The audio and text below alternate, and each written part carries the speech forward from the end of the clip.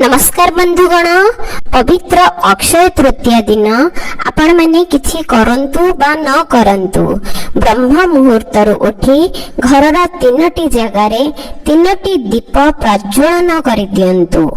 आपणकर जन्म जन्मांतरर दुख दारिद्रता तत्काल ही दूर होई जिवो। सुख शांति समृद्धि रे परिपूर्ण हेबो आपणक घर। मां लक्ष्मी स्थिर रूप रे आपणक घरे वास करिबे। अक्षय तृतीया दिन जदि आपण माने घर को सोना रूपा बा अन्य किछि जिनिस आनी पारु नाहंती ताहले केवल तीनोटी दीप घरर तीनोटी जगारे जळै दियंतु। आपणकु सोना रूपा आनिबा ठारू अधिक द्विगुण अधिक पुण्य प्राप्त हेबो। ता सह मां लक्ष्मींकर आशीर्वाद मध्य आपण माने प्राप्त करिवे। बंधुगण, वैशाख मासर शुक्ल पक्षर तृतीया तिथि को अक्षय तृतीया बोली आमे कहि थाउ। एही अक्षय शब्दर अर्थ हेउची जहार क्षय हुए नहीं, ताहाकु आमे अक्षय बोली कहि थाउ। एही दिन रे आपण माने जहा भी करिवे, जहा भी एही दिन रे करा जाए ताहा अक्षय होई रहि जाई थाए। ए वर्ष एप्रिल 30 तारिख बुधवार दिन अक्षय तृतीया पड़ुछि। एहा सह एही दिन सूर्य एवं चंद्र निज राशिर श्रेष्ठ स्थान रे अवस्थान करिवे, जहा फल रे सर्वार्थ सिद्धि जग सृष्टि हेबाकु जाउछि एवं मां लक्ष्मी को प्रसन्न करी तांकर आशीर्वाद प्राप्त करिवार एहा हेउची सर्वश्रेष्ठ दिन। तेणु एही दिन आपण माने यथा संभव दुखी दरिद्र मानंकु दान दक्षिणा प्रदान करंतु। रीति नीति अनुसारे श्रद्धा भक्तिर सह माता लक्ष्मी एवं श्रीहरिंकर पूजार्चना करंतु एवं घरर तीनोटी स्थान रे तीनोटी दीप जळै दियंतु। जहा भी आपणकर समस्या रहिछि, जहा भी आपणकर असुविधा रहिछि, विशेष रूप रे जदि आर्थिक समस्या किछि अछि, मां लक्ष्मींक कृपारु तत्काल ही ताहा दूर होई जिवो। तेबे चलंतु बंधुगण जानिबा केउ तीनोटी स्थान रे आपण माने अक्षय तृतीया दिन दीप प्रज्वलन करिवे। जानिबा पूर्वरु आपण माने जदि मो चैनल नुआ करी आसीछंती आपण माननकु विनम्र अनुरोध करूछि, दया करी मो चैनल टी को सब्सक्राइब कर दियंतु, पाखरे थिबा बेल आइकन टी को क्लिक कर दियंतु। वीडियो टी को जदि आपण माने ए पर्यंत लाइक करी नाहंती, वीडियो टी को लाइक करबा सह कमेंट रे जय मां लक्ष्मी निहाती लिखि दियंतु। बंधुगण, अक्षय तृतीया दिनटी मां लक्ष्मी को समर्पित अटे। तेणु एही दिनटी अत्यंत शुभ। एही दिन आपण माने माता लक्ष्मी एवं श्रीहरि को रीति नीति अनुसारे पूजा करी तांकर आशीर्वाद प्राप्त करि परिबे। तबे आपण माने पवित्र अक्षय तृतीया दिन लक्ष्मी नारायणक उद्देश्य रे सर्वप्रथमे निज घर को परिष्कार परिच्छन्न करी घरर मुख्य द्वार को सजांतु। केमिति सजेइबे? मुख्य द्वार रे आंब पत्रर तोरण लगांतु। मुख्य द्वार सम्मुख रे रंगोली पकांतु। मां लक्ष्मींकर पाद पद्म अंकन करंतु। मुख्य द्वारर दुई पाखरे हळदीर स्वस्तिक अंकन करिवे। देखंतु ए सब जिनिस मां लक्ष्मींकर अत्यंत प्रिय। तेणु मुख्य द्वार रे तोरण रंगोली स्वस्तिक चिन्ह देखि मां निहाती प्रसन्न हेबे एवं आपणक घर को मांकर आगमन मध्य निश्चय हेबो। बंधुगण, आपणक घरर मुख्य द्वार रे दक्षिण पार्श्वरे मुख्य द्वारर दक्षिण पार्श्वरे तुलसी गछ तो निश्चय थिबो। एही अक्षय तृतीया दिन तुलसी मूल रे घियर दीपटिए निहाती जळैबे। काहेकि ना तुलसी गछ हेउची मां लक्ष्मी को स्वरूपा एवं विष्णु पुराण रे मध्य तुलसी गछ को मां लक्ष्मी को स्वरूप बोली मध्य कुहा କୁହାଯାଇଛି। ଆପଣମାନେ ତ ଜାଣିଥିବେ ବିନା ତୁଳସୀ ପତ୍ରରେ ଭଗବାନ ନାରାୟଣଙ୍କର କୌଣସି ବି ପୂଜା ହୋଇନଥାଏ କି ସେ ସେହି ପୂଜାକୁ ସ୍ୱୀକାର ମଧ୍ୟ କରିନଥାନ୍ତି। ତେଣୁ ଅକ୍ଷୟ ତୃତୀୟା ଦିନ ତୁଳସୀ ନିକଟରେ ପୂଜା କରି ଦୀପଟିଏ ପ୍ରଜ୍ୱଳନ କରିବେ ଏବଂ ମା ବୃନ୍ଦାବତୀଙ୍କୁ ଚୁନରିଟିଏ ନିଶ୍ଚୟ ଅର୍ପଣ କରିବେ। ଦେଖିବେ ମା ଲକ୍ଷ୍ମୀଙ୍କ କୃପା ଆପଣମାନେ ନିଶ୍ଚୟ ପ୍ରାପ୍ତ କରିବେ।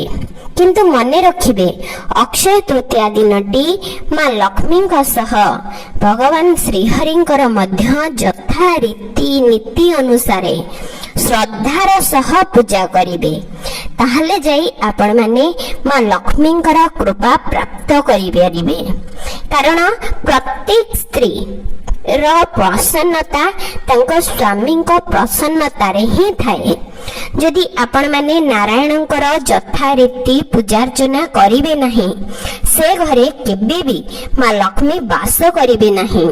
ତେଣୁ ଆପଣମାନେ ମା ଲକ୍ଷ୍ମୀଙ୍କ ସହ ନାରାୟଣଙ୍କର ମଧ୍ୟ ଯଥା ରୀତି ଅନୁସାରେ ଆରାଧନା କରନ୍ତୁ ଏବଂ ପୂଜା କରିବା ସମୟରେ ଶ୍ରଦ୍ଧାର ସହ ଓମ୍ ଲକ୍ଷ୍ମୀ ନାରାୟଣାୟ ନମଃ ଏହି ମନ୍ତ୍ରର ଉଚ୍ଚାରଣ କରନ୍ତୁ, ଯାହା ଦ୍ୱାରା ମା ଲକ୍ଷ୍ମୀଙ୍କର ବିଶେଷ କୃପା ଆପଣମାନେ ପ୍ରାପ୍ତ କରିପାରିବେ। ଏବେ ଜାଣିବା ତିନୋଟି ଦୀପ ଆପଣମାନେ ଅକ୍ଷୟ ତୃତୀୟା ଦିନ କେଉଁଠାରେ ଜାଳିବେ। ବନ୍ଧୁଗଣ, ଦେବାଦେବୀ ମାନେ ଘରର ମୁଖ୍ୟ ଦ୍ୱାର ଦେଇ ଘରକୁ ପ୍ରବେଶ କରିଥାନ୍ତି। ତେଣୁ ଗୋଟିଏ ଘିଅର ଦୀପ ମୁଖ୍ୟ ଦ୍ୱାରର ବାମ ପଟକୁ ଜଳେଇବେ।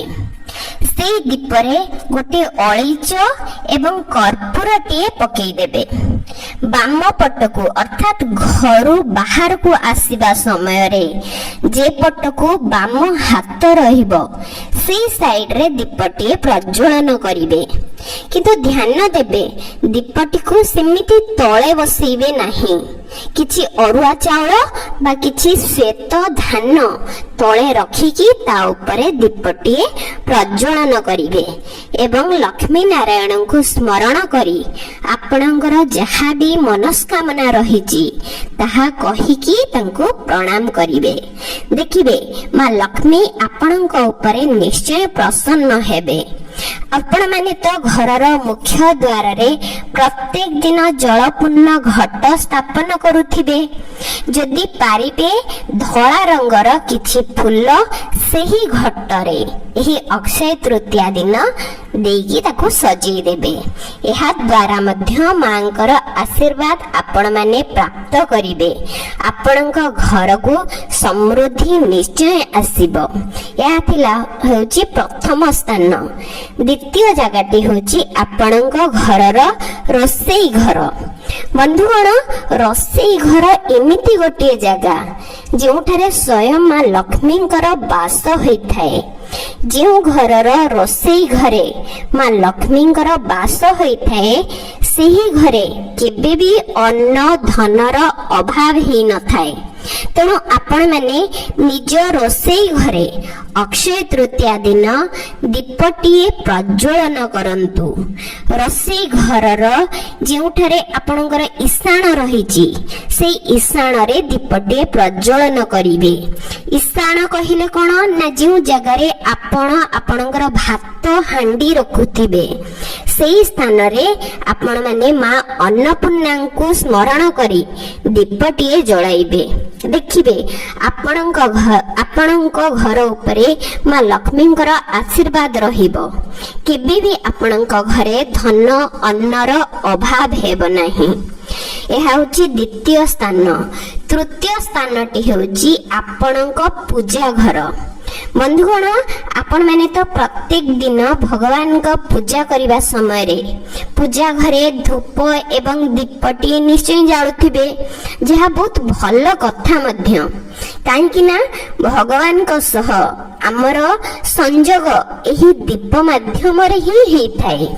କିନ୍ତୁ ଏହି ଅକ୍ଷୟ ତୃତୀୟା ଦିନ ସେହି ଦୀପରେ ଆପଣ ଟିକେ କର୍ପୂର ଏବଂ ଅଳ୍ପ କିଛି ରାଶି ଏବଂ ଗୋଟିଏ ଅଳେଇଚ ପକେଇଦେବେ, ଯାହାକି ଅଧିକ ଶୁଭପ୍ରଦ ହେବ ଆପଣଙ୍କ ପାଇଁ ଏବଂ ଆପଣଙ୍କ ପରିବାର ପାଇଁ।